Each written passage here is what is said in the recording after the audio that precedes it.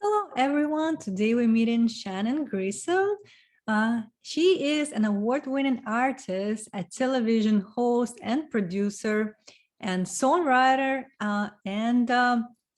Shannon, tell us, what else do you do? It's like a lot of them. Can't even remember. I love to create. I'm a writer. I'm a painter. Yeah, just Right. anything creative. I just love to do it. Yes. So she would like to share with us her story of becoming the person she is today. And I'd like to start our conversation with diving into your passions and how did you discover your own voice? How did it start for you? Let's see. Well, growing up, music was a big part of our family. And my mother was a music major and my dad exposed us to all kinds of music. And my sisters and I and our family, we would just go in the living room and jam and play together. And so it was always a very creative household. And our parents, they were great. They encouraged everything creative. And I can't, oh my God, all the things they let me do to decorate my room, I can't believe they'd let me do it. So I always had a creative interest, but then I started working, started going to college, and then I kind of let my dreams go. I was so busy earning a living and doing what I thought I should be doing. And I was miserable. I just wasn't doing very well. And so it wasn't until my, I would say early 30s that I saw this painting class and I thought, oh, I really, really want to do this. So I took this painting class and it was like, oh my God, that's what I want to do. And so I just decided that I was going to be an artist and I wasn't even very good. I just knew that that's what I wanted to do. I mean, I was just starting. And so, but I believe really that if you focus all your energy in that direction, you can make things happen.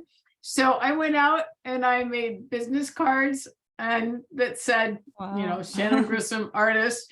Right. And I started taking all kinds of classes and really just worked toward it. And so I would get up at 3 a.m. every day and paint before work because after work I was too stressed. So that's the initial how I got started with my passions was. Wow. Yeah. So you were so drawn to this art that you were willing to wake up in the morning before you go to work to just kind of like have that time for yourself and to express it. Yes. And yeah, that's something I feel like a lot of people struggling. They trying to kind of like find time when they could add on top of other responsibilities that they have right now, either work or family. And they always find excuses why they're not doing it. And I feel like if you really that passionate, you can find time as you did. Yes. My guitar teacher, Rocky, he told me, he goes, there's always time for things you want to do. And it's so true, because at the time I wasn't practicing. And he was just right. And so the thing you were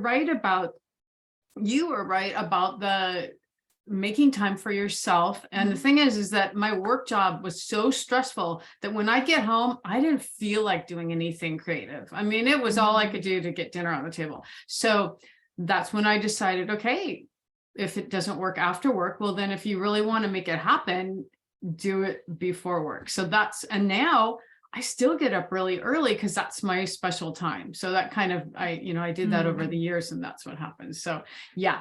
If you really want to do it, the only difference between people who are doing it and people who aren't is the little action steps that you take. Right. And those action steps, and they usually like some changes you need to do in your like daily habits and your routine. And eventually it becomes kind of like part of your daily life. Maybe first like 2-3 weeks you can kind of adjust because this is something new, but eventually it won't be require so much effort from your side. Right. It just becomes how you are and how you live your life. And so I Yes. do start my day with something creative every day. It's not always painting. Now sometimes it's writing, or Mm. I don't usually do music first thing in the morning because I need to be a little more awake for that. But and also I can't wake up the household, right? Making noise. Yeah. So but either painting or writing, I trade off between the two. And so that's just a normal way of starting my day. And if I don't, my whole day's off. It's like that's my meditative time too. So yeah.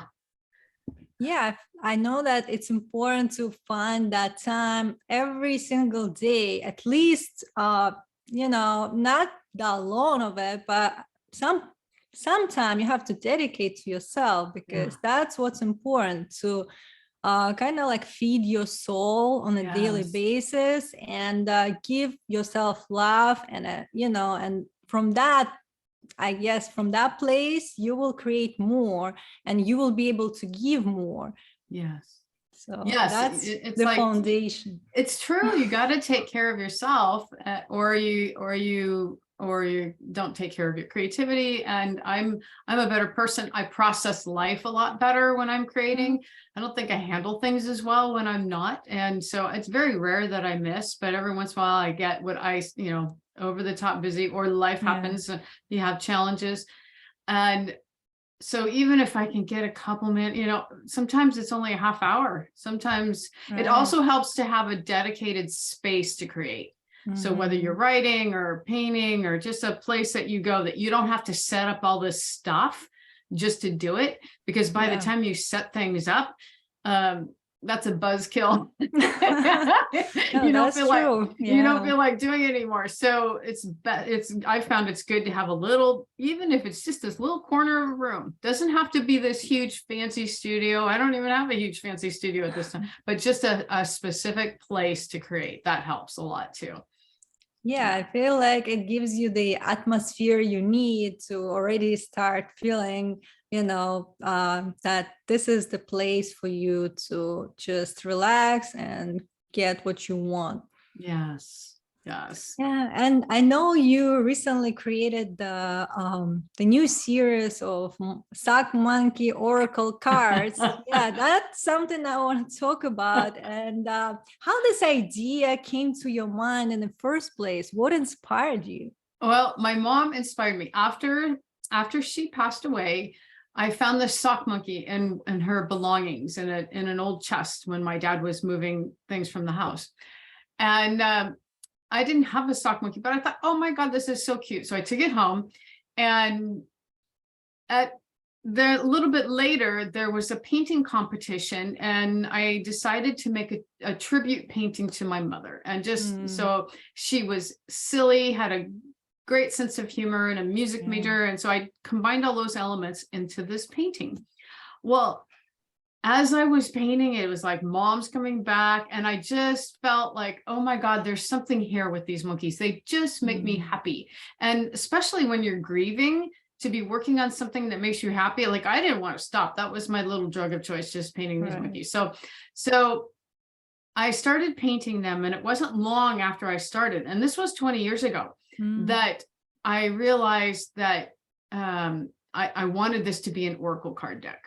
mhm, But so I just kept painting, and along the way, they became golf club head covers. There were all kinds of things that happened with the monkeys, but not the oracle card deck. Well, what happened was during the pandemic, and I've always had it on my list. Yeah, I'm going to do it. I never right. got to it. And it was one of my little excuse things, and or maybe it was timing. But anyway, Mm, during the pandemic, I had 2 one-woman shows closed. So I had all the paintings hung, everything was ready to go, and the mhm. galleries closed and nobody could see my work. And so I thought, okay, Oh, this is a sign. Every time you get roadblocks like this, okay, yeah. what am I supposed to be doing?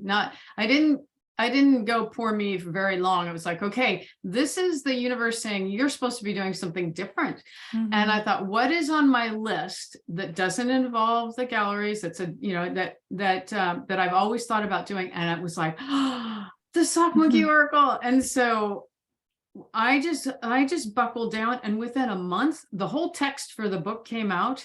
I did the Wow. graphic design. I pitched it. I've got this wonderful publisher, incredibly supportive, Beyond Words. Their name is actually Beyond Words Publishing. Oh. Yeah, isn't that perfect? And Yeah, perfect. so, and it's just been the whole experience has been magical. So this was one of those 20-year overnight successes. Wow. I think you were brewing that idea over Yeah, years, and yeah, then the time has come, and yeah. that was everything just lined up in the perfect Yes. order for you, and you knew this is it. This was it, and that's all I did. And so yeah, they're just happy, it's a great tool for self-reflection, and it's kind of like taking your inner child on a play date. Oh, wow. So how does it work? Okay, so there are a number of different spreads, but I'll go ahead and pull a card and show you. Uh-huh. So basically what I do, there's the little cover of the book. Mm-hmm. And you can do a number of different things, but how I use them every day is it's a deck of cards, and Mm-hmm. I shuffle them and I go, okay. And I should say, hey, let's can I do a reading for you? Sure, let's do it. Okay. On air. Yes. Okay. So what does Anna need to hear today? What's the best message for her? I'm going to hold it to my heart, send it love. All right. Huh? Rock star. So Oh, you wow. got the word rock star. And what this means is Mm-hmm. that you were meant to shine. And if you had any doubts about it, this is a card saying, no, you are supposed to be center stage. Let me normally what you do, I know what this is because I wrote it, but I'm going to go ahead and go to the reading. So this is then you open the book. So you pull a card. Yes. And then you open the book and it tells you what that Oh, particular card means. Right. And this is what it says. What? You're kidding, right? It's hard to believe that you're not sure if you're ready for this. You, my dear, are a rock star. You've got the talent. You've got the skills. I know you do, Anna. You've been practicing every day. You are so ready for this. You were meant to inspire. It's time to climb the tallest tree and share your creations with the planet. Are you a bit nervous about heights? Climb anyway. It's time to rise to the occasion. What you thought was safe is unstable. What you thought was unstable is both safe and necessary. Your success will have a positive impact on yourself and all that you touch. Now, go out into the world and shine your light. They have been waiting for you. And then there's a symbolic frolic, just words that go along with this. Talent, gifts, leadership, inspiration, creative work shared with the masses. And then an affirmation. Every card has an affirmation. And it says, I am grateful for my gifts, and I love that I'm able to share them on a grand scale. Wow, that's a powerful card for you.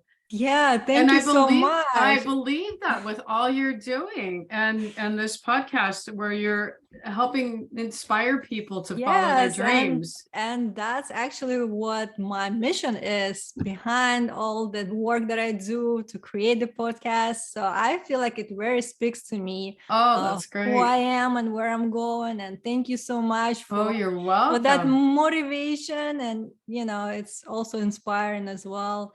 And I feel like a lot of people would benefit from using those cards, and even just sometimes people play, like some kind of cards that they play during the gathering. Now we have holidays, and it would be something to kind of like try, explore, and see how it works. But that's a great way to find some kind of message, spiritual message. And I know everything you do, all your work involves that. So you want to kind of like deliver a message through your paintings, everything that you create. Is that right? It is. Everything I want everything I create to have a positive impact on people and to inspire people to follow their heart and do what they love. Yeah, and I just want to ask you, what do you think you can share with people in terms of the advice for those who doesn't know where to start and find their own passion in life, if they feel stuck or let's say unsatisfied in their career lives, what can they do? What is like a simple step they can do to start finding their voice? I think one of the best exercises I ever did when I was at a Mm-hmm. crossroads is Julia Cameron came up with this jealousy map. And what Oh, you do is you list on a piece of paper 10 people. Now, I was brought up, you're not supposed to be jealous, but you know, that happens. So yeah. you list 10 people that you're jealous of. And Mm-hmm. then you write down next to in the column next to it, what do they have that you want? And then in the next column, you write down, what action steps can I take to get what they want? So first of all, you're identifying, once you see this list of 10 people, that's how I figured out I didn't know I wanted to do TV until I did that. When Right. I looked at my list, Uh-huh. all the people on my list were that what they had in common was that they were doing what they love for a living. It was all creative, and they all had a TV show. I just didn't even it just Oh, didn't occur to wow. me, you know. So I went out and started a little TV show. And so this is a great exercise to help identify patterns. Oh, wow, I didn't realize I was going in this direction. And Mhm. then also, instead of wishing you had something, figure out a way to do it. Yeah. Because that's the difference. You know, you can't wait for things to come to you. You got to go out and meet it halfway. Yeah, that's a great exercise. So if you already know what those people have in common, you kind of have an idea Yeah, why those are your kind of like role models in that yeah, particular area. And this is something for you to explore. Again, it could be, it's kind of like feeling unknown and maybe scary sometimes to right. try new things. But, like eventually, if you want to get to the life of those people that you think are your role models, maybe this is something you should look into. Yeah, And like you said, taking action steps, it's what separates people from those who are just dreamers and those who are achievers. yes. So you need to have a plan how to get where you want to go. And it could be overwhelming, but you need to like break it down in simple steps and take Yes. one by one. And eventually, once you go to the direction of what you want, you will be supported, I would Yes. say, by Yes. other people or the universe, how you say it, right? But you will see help along the way because you're going to the right direction. Yes. I wholeheartedly believe that. Once I realized I wanted to do the TV show, they had a local television station that would Yeah. train you to do things. So I went down there and I took all the classes that they had. And then the crew was volunteer. And I had all kinds of help from, I mean, just amazing people on my crew that would help me do this show. And I really believe that once you make a decision to follow Mhm. your heart, then people are so willing to help you. It's just awesome. It's just making that Yeah. decision and getting out of, like, Yeah. for me, maybe getting out of my comfort zone because I get a little Mhm. comfortable and I'm like, no, you got to do the little scary thing to move forward.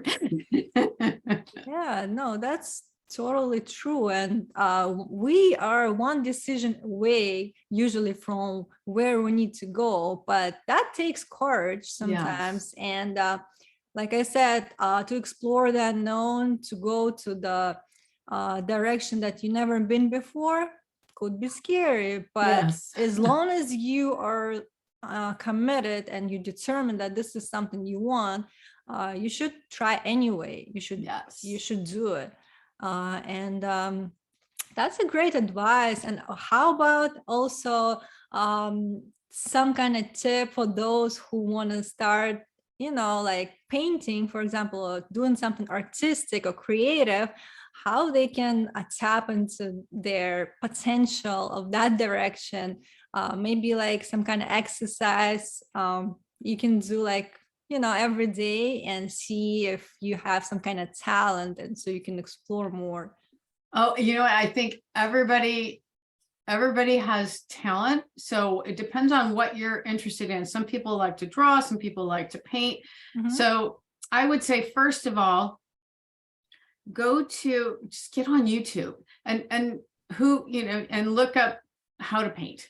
And you'll see all these different people come up, and then look at the paintings that you love. What paintings do you love that make you feel good? And then check out those teachers and say, okay, how are they doing it? And start looking at things there. And then really, I'm still taking classes. There's no substitute for taking classes, and because you learn, and I get inspired by the teacher, I get inspired by the other students, so that inspiration helps build things too. So start surrounding yourself by other creative people, not by people who maybe don't think you can do it. Because there's always somebody like that out there. So find the people who are already doing it, or who are starting out like you. Surround yourself with like-minded people, and then hang out with them and create with them. That is the way to keep feeding your soul. Yeah, I think that's the great advice. And also, like, I feel like who you hanging out with, your crowd, will kind of like tell you something about yourself too. So you have to be aware that the people that we communicate and connect on daily basis affect our lives as well, and we should be careful to who we want to spend time with. And if that's something that would benefit you eventually, so we have to like think about. But thank you so much for sharing your wisdom and your thoughts. And I'm glad that we met today. It was a lot of interesting topics to discuss. And I'm glad that everybody listened to your advice, probably will benefit from it. And all the information I'll put in the notes of this episode. So thank you again, and have a good day. Thanks for having me. All right. Bye.